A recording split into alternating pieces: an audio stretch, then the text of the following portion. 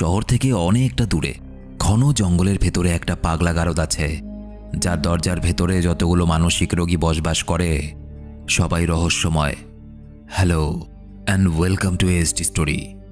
একজন ডাক্তার বহু দূর থেকে এই হাসপাতালে চাকরি করতে আসে এবং সেই মেন্টাল হসপিটালটাতে আসার পর বুঝতে পারে এই পাগলা গারদটাকে বাইরে থেকে দেখতে যেরকম, ভেতরটা সম্পূর্ণ আলাদা এবং রহস্যময়।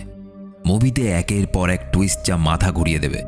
এই পাগলা গারদে নাকি ভয়ঙ্কর মানসিক রোগীদেরও খোলা ছেড়ে দেওয়া হয় এবং তারা নাকি ডাক্তারদের সাথে বসেই খাবার খায়। এমনই অদ্ভুত নিয়ম এখানকার। একটা মাস্টারপিস সেরা mystery thriller ASD story presents Stonehearst Asylum. Movie শুরু হয় অক্সফোর্ড ইউনিভার্সিটি, ইংল্যান্ড। ইউনিভার্সিটির এক প্রফেসরকে দেখা যায় তিনি তার ছাত্রদের হিস্টেরিয়া নামে একটা মানসিক রোগ সম্বন্ধে বলছিলেন। তিনি বলেন, হিস্টেরিয়া এমন একটা মানসিক অবস্থা যেখানে ভয়, রাগ, উত্তেজনার কারণে মানুষ হঠাৎ নিজের ওপর নিয়ন্ত্রণ হারায়। এর ফলে সেই রোগী চিৎকার করতে থাকে অস্বাভাবিকভাবে, হাত পা বেঁকে যেতে পারে বা কাঁপুনি হয়। এবং এই রোগের উদাহরণ দেওয়ার জন্য তিনি একটা রোগী যার নাম এলিজা তাকে সামনে আনেন। এলিজা এমন একজন রোগী যার শরীর সামান্য ছোঁয়া পেলেই অস্বাভাবিকভাবে বেঁকে যায় এবং কয়েক মুহূর্তের মধ্যে এলিজা আবার শান্ত হয়ে পড়ে। কিন্তু এলিজার চোখে মুখে ভয়ের ছাপ স্পষ্ট ছিল। দৃশ্য এখানে পাল্টায়। দেখানো হয় ডক্টর এডওয়ার্ডকে, যিনি সদ্য অক্সফোর্ড থেকে পাশ করে একজন নতুন মানসিক রোগের ডাক্তার হয়েছেন। দেখা যায় ডক্টর এডওয়ার্ড একটা ঘন জঙ্গলে ঘেরা নির্জন এলাকার মধ্য দিয়ে কোথাও একটা যাচ্ছেন। তিনি আসলে মানসিক রোগীদের চিকিৎসার ডাক্তার হওয়ার জন্য একটা ট্রেনিং সম্পন্ন করতে যাচ্ছেন। এই ট্রেনিংয়ে তাকে একটা মানসিক হাসপাতালে কিছুদিনের জন্য ডাক্তার হিসাবে কাজ করতে হবে। এই জঙ্গলের চারপাশে কেমন যেন অদ্ভুত নিস্তব্ধতা। হঠাৎ কুয়াশায় ঢাকা জঙ্গলে কিছু স্থানীয় মানুষদের দেখতে পান তিনি এবং তাদের সাহায্য নিয়ে তিনি পৌঁছে যান স্টোনহার্স্ট অ্যাসাইলামের সামনে। এটা একটা পুরনো মানসিক হাসপাতাল। সেখানে পৌঁছে অ্যাসাইলামটা দেখার পর ডক্টর এডওয়ার্ডের মনের মধ্যে কেমন যেন অদ্ভুত অনুভূতি হচ্ছিল। তার বারবার মনে হচ্ছিল ওই অ্যাসাইলামের ভেতরে কোনো একটা কিছু অশুভ তার সাথে হতে চলেছে। এডওয়ার্ডের প্রথম পরিচয় হয় মিকির সাথে, যে কিনা ওই অ্যাসাইলামের একজন কর্মী ছিল। সে ডক্টর এডওয়ার্ডকে কিছু প্রশ্ন করে ঢোকার অনুমতি দিয়ে দেয়। এডওয়ার্ড ভেতরে ঢুকে চারপাশে কিছু অদ্ভুত মেশিন লক্ষ্য করে এবং এই সময় তার পরিচয় হয় এই অ্যাসাইলামের সুপারিনটেন্ডেন্ট, যার নাম ডক্টর সাইলাস। সাইলাস ডক্টর এডওয়ার্ডকে কিছু প্রশ্ন করেন এবং বুঝতে পারেন যে এডওয়ার্ড সত্যি মানসিক রোগীদের সাহায্য করতে চান এবং সাইলাস ডক্টর এডওয়ার্ডকে এই মানসিক হাসপাতালে থাকার অনুমতি দিয়ে দেন।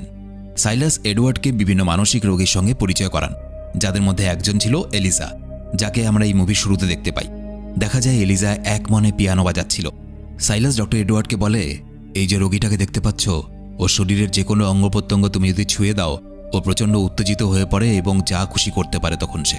তুমি জানো এই সুস্থ হওয়ার উপায় কি হতে পারে? ডক্টর এডওয়ার্ড বলে, মিউজিক।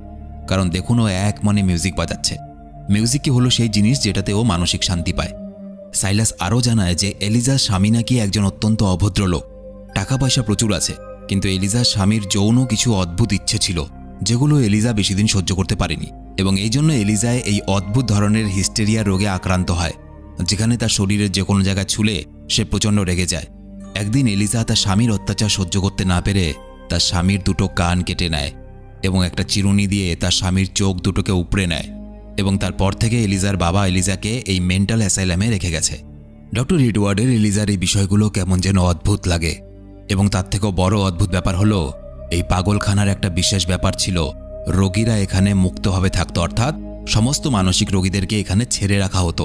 কাউকে কোনো শিকল দিয়ে আটকে রাখা নেই, কাউকে কোথাও বন্দি করে রাখা নেই। কি অদ্ভুত ব্যাপার! যে কোনো সময় তো অনেক বড় বিপদ ঘটে যেতে পারে যদি এই মানসিক রোগীগুলোকে একসাথে এরকম করে ছেড়ে রাখা হয়। শুধু তাই নয়, এই মানসিক রোগীরা ডাক্তারদের সঙ্গে বসে একসাথে ডিনারও করত। একদিন ডিনারের সময় এডওয়ার্ড এবং মিকি ফিনের মধ্যে তর্ক শুরু হয়।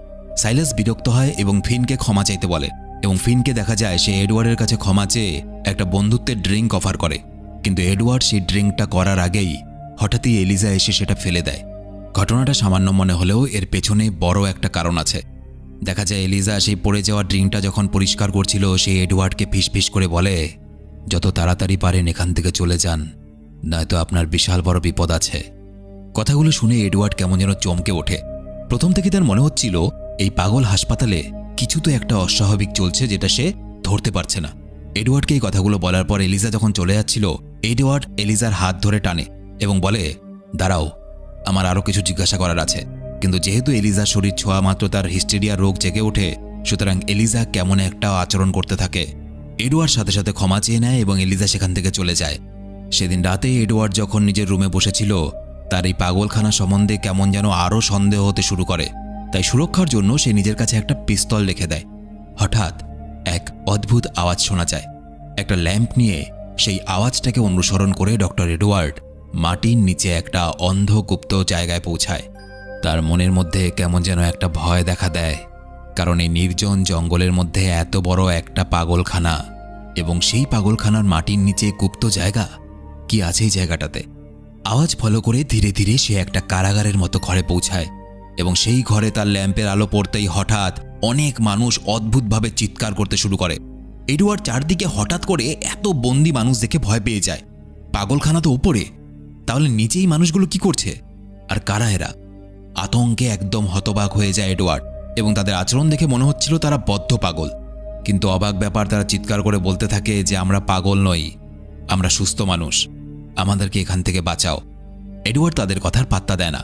পাগলে কি না বলে, কোনো পাগলই কি স্বীকার করে যে সে পাগল? সে চলে যেতে থাকে, কিন্তু ঠিক তখনই এক মহিলা কর্মচারী হঠাৎ করে এডওয়ার্ডের নাম ধরে ডাকে। এডওয়ার্ড আরও অবাক হয়ে যায়। এখানে মাটির নিচে বন্দী থাকা এই লোকগুলোর মধ্যে একজন তার নাম কি করে জানে? এডওয়ার্ড তো আগে কখনো এখানে আসেইনি। এডওয়ার্ড মহিলাকে জিজ্ঞেস করে, তুমি আমার নাম কি করে জানো? মহিলা বলে, আপনি তো অক্সফোর্ডের সেই ছাত্র যিনি কিনা নতুন ডাক্তারি পাশ করেছেন, এবং স্টোনহার্স্ট অ্যাসাইলামে কাজ করার জন্য আপনি একটা চিঠিও পাঠিয়েছিলেন, তাই তো, যে আপনি এখানে কাজ করতে চান? এডওয়ার্ড বলে, হ্যাঁ আপনি ঠিক বলছেন, কিন্তু আপনি কি করে জানলেন আমার নাম, আর এইসবই বা কি করে জানলেন?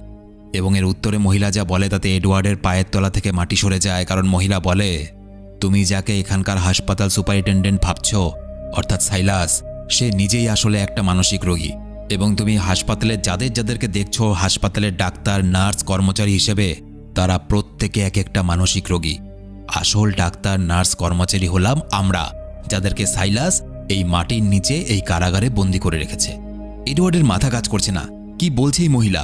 এডওয়ার্ড তাহলে এই পাগলগুলোর সাথে এতদিন ধরে কাটাচ্ছে, ডাক্তার এবং নার্স ভেবে, এবং ওই মানসিক রোগীগুলোই এই স্টোনহার্স্ট অ্যাসাইলাম চালাচ্ছে। সেখানকার মানুষগুলো নিজেদেরকে বাঁচানোর জন্য বারবার এডওয়ার্ডের কাছে অনুরোধ করতে থাকে। বন্দীদের মধ্যে থেকে একজন, ইনি ছিলেন এই অ্যাসাইলামের আসল সুপারিনটেন্ডেন্ট, যার নাম ডক্টর বেঞ্জামিন সল্ট। তিনি বলেন, সাইলাস নিজেই একজন বড় মানসিক রোগী। তিনি এখানকার ডাক্তার, কর্মচারী, নার্সদের ড্রিঙ্কে অ্যানাস্থেটিক নামে এক কেমিক্যাল মিশিয়ে সবাইকে অজ্ঞান করে ফেলে, এবং তারপর একে একে বন্দি করে দেয় এই কারাগারের মধ্যে। এমনকি এই হাসপাতালে কিছু ডাক্তার, নার্স মারাও গেছে এই ঘটনায়। এবং এই ঘটনার পর থেকে সাইলাস নিজেকে এই হাসপাতালের সুপারিনটেন্ডেন্ট বলে পুরো অ্যাসাইলামটা চালাচ্ছে। অন্যান্য মানসিক রোগীদের দেখাশোনাও নাকি সেই করছে। এবং যেহেতু এই পাগল হাসপাতাল শহর থেকে এতটা দূরে একটা নির্জন জায়গায় অবস্থিত, সুতরাং বাইরের মানুষ টেরও পায় না যে এই হাসপাতাল আসলে কয়েকজন মানসিক রোগী চালাচ্ছে, আসল ডাক্তাররা নয়। তিনি এডওয়ার্ডকে আরও বলেন, তুমি এই কারাগারের দরজা খুলে দিলেও আমরা বেশি দূর পালাতে পারবো না, কারণ আমরা অনেক দিন ধরে কিছু খাইনি, আমাদের শরীর চলার মতো অবস্থায় নেই। তুমি এই হাসপাতাল থেকে যেভাবেই হোক পালিয়ে চলে যাও এবং শহর থেকে সাহায্য নিয়ে আসো। এডওয়ার্ড এসব শুনে তাড়াহুড়ো করে এলিজার কাছে যায় এবং তাকে অনুরোধ করতে থাকে সে যেন তার সঙ্গে এখান থেকে পালিয়ে যায়। এলিজার প্রতি ডক্টর এডওয়ার্ডের একটা দুর্বলতা জন্মে গিয়েছিল, এবং এই জন্য সে এলিজাকে সাবধান করে বলে, তুমি জানো না এই গোটা অ্যাসাইলামটা কয়েকজন মানসিক রোগী মিলে চালাচ্ছে। কিন্তু এডওয়ার্ডকে চমকে দিয়ে এলিজা বলে, আমি তোমার অনেক আগে থেকে এই বিষয়গুলো জানি এডওয়ার্ড। কথাটা বলার সাথে সাথেই সাইলাস সেখানে চলে আসে এবং কোনো রকমে এলিজা মিথ্যে কথা বলে ডক্টর এডওয়ার্ডকে বাঁচিয়ে নেয়। এবং এখানে বোঝা যায় যে ফিন যখন এডওয়ার্ডকে ওই ড্রিঙ্কটা দিয়েছিল, কেন এলিজা সেটাকে ফেলে দিয়েছিল। কারণ এলিজা চায়নি যে ডক্টর এডওয়ার্ডেরও অবস্থা হাসপাতালের বাকি আসল ডাক্তার কর্মচারীদের মতো হোক। আসলে সাইলাস, ফিন এবং আরও কয়েকজন পুরোপুরিভাবে পাগল ছিল এই হাসপাতালে তখন যারা এসেছিল। সাইলাস একজন জেদি প্রকৃতির রোগী ছিলেন এবং এই অ্যাসাইলামের চিকিৎসা পদ্ধতি তার একদম পছন্দ ছিল না। বন্দী হয়ে থাকাকালীন তার বারবার মনে হতো এই পরিবেশে কোনো রোগী সুস্থ হতে পারবে না। আস্তে আস্তে তার মধ্যে ক্ষোভ জমা হতে থাকে এবং এই কারণে কয়েকজন মানসিক রোগী মিলে প্ল্যান করে অ্যাসাইলামের অন্যান্য ডাক্তার এবং বাকি কর্মচারীদের বন্দী রেখে নিজেদের ইচ্ছে মতো রোগীদের চিকিৎসা করতে শুরু করে। এডওয়ার্ডকে দেখা যায় অ্যাসাইলামের রান্নাঘর থেকে লুকিয়ে লুকিয়ে এসে গুপ্ত বন্দী আসল কর্মচারী এবং ডাক্তারদের জন্য খাবার নিয়ে যায়। এবং এডওয়ার্ড একটা প্ল্যান করে, সে বন্দী লোকেদেরকে বলে, তোমাদেরকে এমন হাবভাব করতে হবে যেন কিছুই হয়নি, তোমরা আমাকে কিছু বলোনি এবং আমি কিছু জানি না। বন্দী সুপারিনটেন্ডেন্ট ডক্টর সল্ট বেঞ্জামিন জানান, সাইলাস নাকি যুদ্ধের সময় নির্দয়ভাবে 5 জন সৈন্যকে হত্যা করেছিলেন এবং তারপর থেকে সে মানসিকভাবে একদম অসুস্থ হয়ে যায়। এডওয়ার্ড সাইলাসের কেস ফাইলটা চায় কারণ তাকে জানতে হবে যে সাইলাসের সঙ্গে অ্যাকচুয়ালি কী হয়েছিল। ডক্টর বেঞ্জামিন জানান যে সাইলাসের কেস ফাইল তার নিজের অফিসে লুকোনো আছে, কিন্তু সেখানে যাওয়ার সময় সাবধান থাকতে হবে, কারণ সেই অফিস সাইলাস এখন নিজের নামে চালাচ্ছে। পরদিন একটা অন্ধকার বন্দীদের ঘর থেকে জন্তুর মতো আওয়াজ শুনতে পায় এডওয়ার্ড। এডওয়ার্ড সেই অন্ধকার ঘরটাতে পা টিপে টিপে প্রবেশ করে এবং দেখতে পায় একটা দানবের মতো বড় মানুষ। লোকটা একটা মানসিক রোগী ছিল। এডওয়ার্ডকে হঠাৎ দেখতে পেয়ে প্রচণ্ড রেগে যায় এবং এডওয়ার্ডকে উঠিয়ে এক আছাড় মেরে দেওয়ালে ফেলে দেয়। এডওয়ার্ড বুঝতে পারে লোকটা প্রচণ্ড শক্তিশালী এবং তাকে যে কোনো মুহূর্তে মেরেও ফেলতে পারে, এবং এই সময় সে একটা উপায় বের করে। সাধারণত পাগলখানায় মানসিক রোগীরা নিজেদের জীবনের কিছু ঘটনা বা নিজের নাম এইসব দেওয়ালের মধ্যে লিখে রাখে। রোগীটার নাম দেওয়ালে খুঁজতে শুরু করে এডওয়ার্ড এবং জানতে পারে এই রোগীটার নাম হলো আর্থার। আর্থার যখন আবার তাকে আক্রমণ করতে আসে, এডওয়ার্ড তার নাম ধরে ক্ষমা চাইতে থাকে। আর্থার শান্ত হয়ে যায় এবং এডওয়ার্ড সেখান থেকে পালিয়ে আসে। আহত এডওয়ার্ডকে সাহায্য করতে এলিজা আসে। সুযোগ পেয়ে এডওয়ার্ড এলিজাকে বলে, আমার মনে হয় না তোমার সাইলাসের জন্য কাজ করা উচিত। এর উত্তরে এলিজা যা বলে তাতে এডওয়ার্ড চমকে যায়। এলিজা বলে, আসলে ডক্টর বেঞ্জামিন সল্ট, যে কিনা এখানকার সুপারিনটেন্ডেন্ট, সে ভয়ঙ্করভাবে রোগীদের নিয়ে এক্সপেরিমেন্ট করতেন। যেমন রোগীদের টেবিলে বেঁধে রাখা, বিভিন্ন মাদক দ্রব্য দিয়ে তাদেরকে সেন্সলেস করে দেওয়া, এরকম অনেক কিছু। এবং এসবের হাত থেকে বাঁচার জন্য আমি সাইলাসকে সাপোর্ট করতাম, কারণ সাইলাস মানসিক রোগীদের ওপর এই ধরনের ট্রিটমেন্টের বিরোধী ছিলেন। এরপর দেখা যায় সে গুপ্ত কারাগার থেকে পালিয়ে যাওয়ার চেষ্টা করছে সেখানকার দীর্ঘদিনের কর্মচারী। গ্রিল ভেঙে পালাতে সফল হয়। আর ওদিকে ওই সময় ডক্টর এডওয়ার্ড সাইলাসের কেস ফাইলটা পাওয়ার জন্য লুকিয়ে সাইলাসের অফিস রুমে ঢুকেছিল। একটুর জন্য সাইলাস এবং ফিনের হাতে ধরা পড়তে পড়তেও বেঁচে যায় ডক্টর এডওয়ার্ড, কারণ ওই সময় বিপদের ঘণ্টা বেজে ওঠে এবং ফিন আর সাইলাস বুঝতে পারে কেউ পালানোর চেষ্টা করছে। দুজন বন্দী গ্রিল ভেঙে জঙ্গলে পালিয়ে তো যায়, কিন্তু ফিন তাদেরকে একসময় ধরে ফেলে। একজন বন্দী হার মেনে আত্মহত্যা করে ফেলে, কারণ সে জানে সে যদি জীবিত অবস্থায় ধরা পড়ে তাহলে তার মৃত্যুর থেকেও বেশি ভয়ানক হবে। আর অন্যজনকে ফিন নিজের হাতে মেরে ফেলে। সেই রাতে এডওয়ার্ড সাইলাসের কেস ফাইলটা পড়তে বসে, কারণ সে জানতে চায় কেন সাইলাস মানসিক রোগীতে পরিণত হয়েছে। জানা যায় সাইলাস অনেক সময় আগে একজন জঙ্গি ছিলেন। যুদ্ধের ভয়ানক অভিজ্ঞতা এবং মানসিক আঘাতের কারণে অ্যাসাইলামে আসতে হয়েছিল তাকে। যুদ্ধের কোনো ঘটনা নিয়ে সে কথা বলে না, বরং নিস্তব্ধ থাকে। তবে ডক্টর বেঞ্জামিন সল্টের চিকিৎসা পদ্ধতির বিরুদ্ধে সবসময় প্রতিবাদ করতেন তিনি। পরদিন এডওয়ার্ড অ্যাসাইলামে একজন নার্সকে দেখতে পায়। এই নার্সকে এলিজা নিজের বোনের মতো ভাবত। এডওয়ার্ড এলিজাকে বলে, তুমি তোমার এই নার্স বোনটাকে নিয়ে এখান থেকে পালিয়ে যাও এবং তোমরা ইটালিতে গিয়ে স্বাধীনভাবে বসবাস করো, আমি তোমাদের সাহায্য করব। এলিজা কেমন একটা ভয়ের গলায় বলে, তুমি জানো না এখান থেকে বেরোলে আমার স্বামী আমাকে খুঁজে মেরে ফেলবে। এডওয়ার্ড বলে, তোমার স্বামী যদি তোমাকে খুঁজে পায় তার আগে আমি তোমার স্বামীকে মেরে ফেলব। এই কথাগুলো শুনে এলিজা কেমন যেন অবাক হয়ে যায়। একটা ডাক্তারের মুখে এইসব কথা তো মানায় না।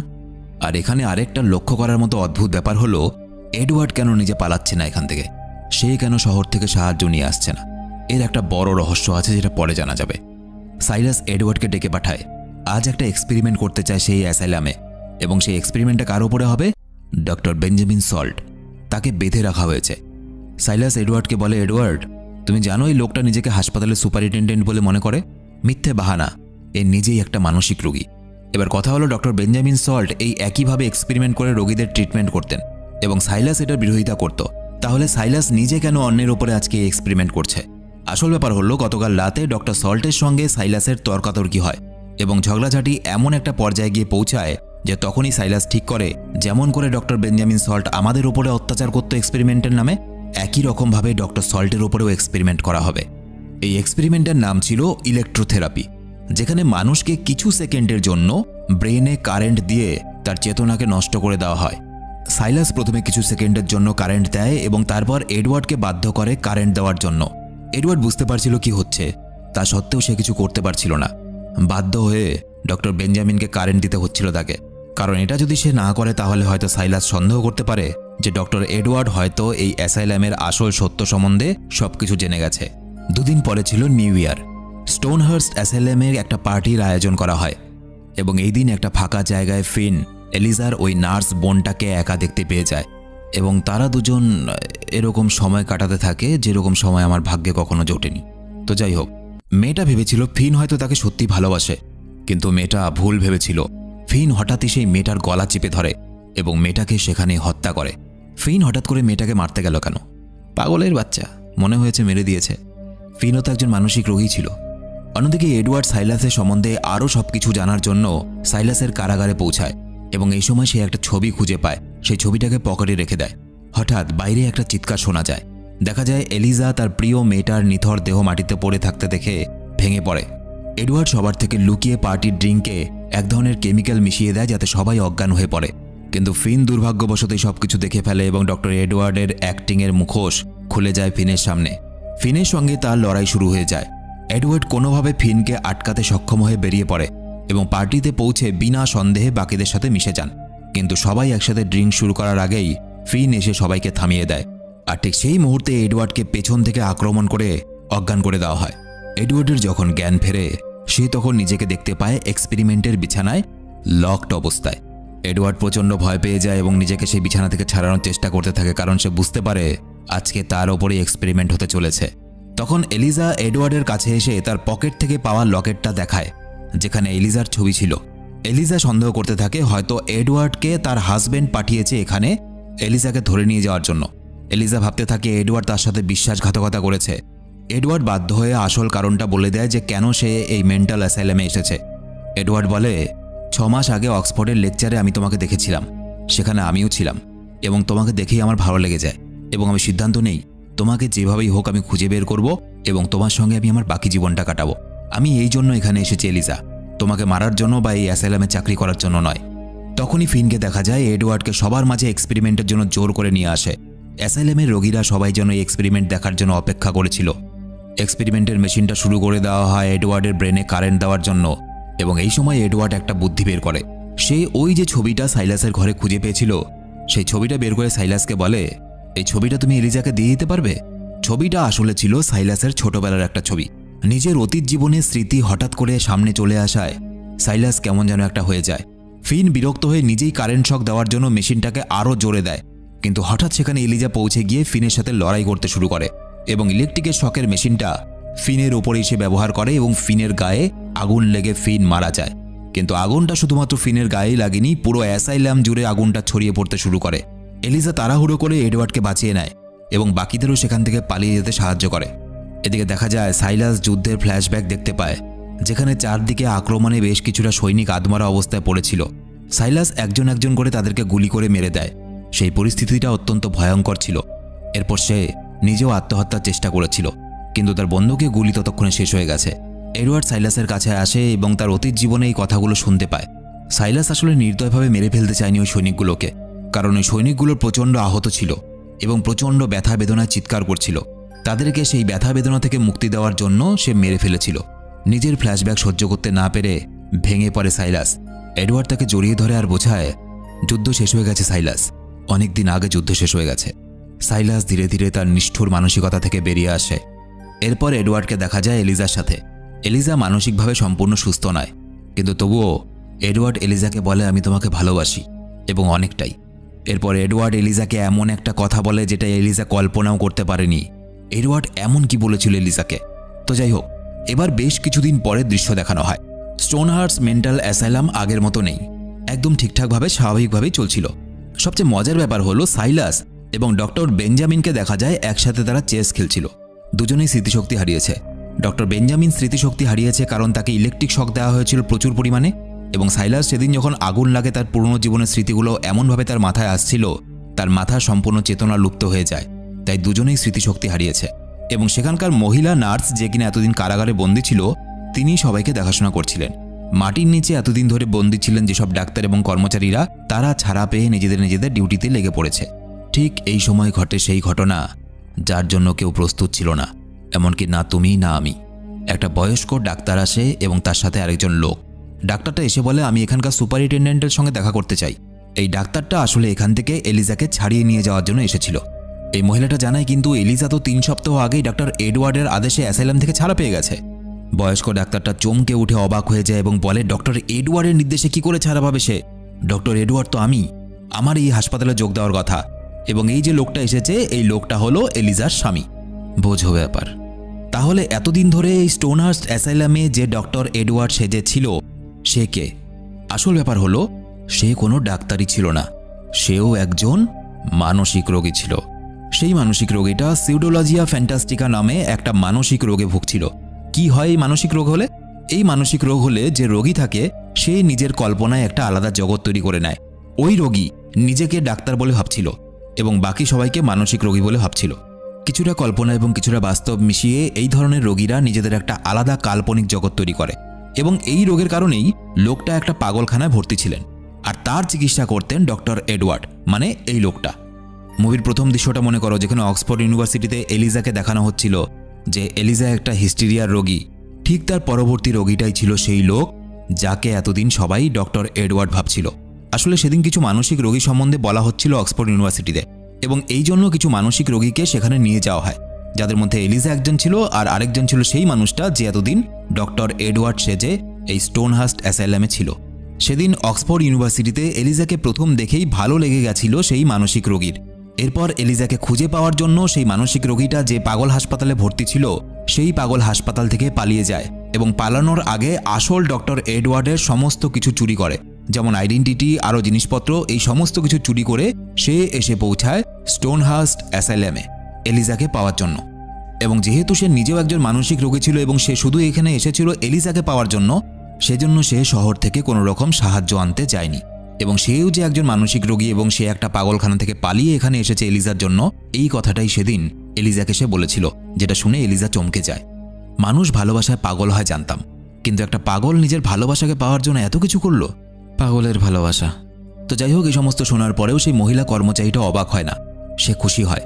যদিও এলিজা আর সেই মানসিক রোগীটা, যার নাম জানা যায়নি, তারা কেউই মানসিকভাবে সুস্থ ছিল না, তবুও তারা একসাথে নিজেদেরকে নিজেরা ভালোবেসে কোথাও না কোথাও লুকিয়ে জীবন কাটাচ্ছে। আর মুভিটা এখানেই শেষ হয়ে যায়। তো আজকের মুভিটা একদম অন্যরকম ছিল। তোমাদের কেমন লাগলো অবশ্যই কমেন্ট করে জানাবে। আর তোমরা যারা আমার সাথে সরাসরি কথা বলতে চাও, ফেসবুক, ইনস্টাগ্রামের লিঙ্ক ভিডিওর নিচে ডেসক্রিপশনে দেওয়া আছে। দেখা হচ্ছে পরের ভিডিওতে। বাই। যাই দেখি কয়েকটা পাগলখানায় ঘুরে বেড়াবো, যদি আমার জন্য কোনো এলিজা থাকে।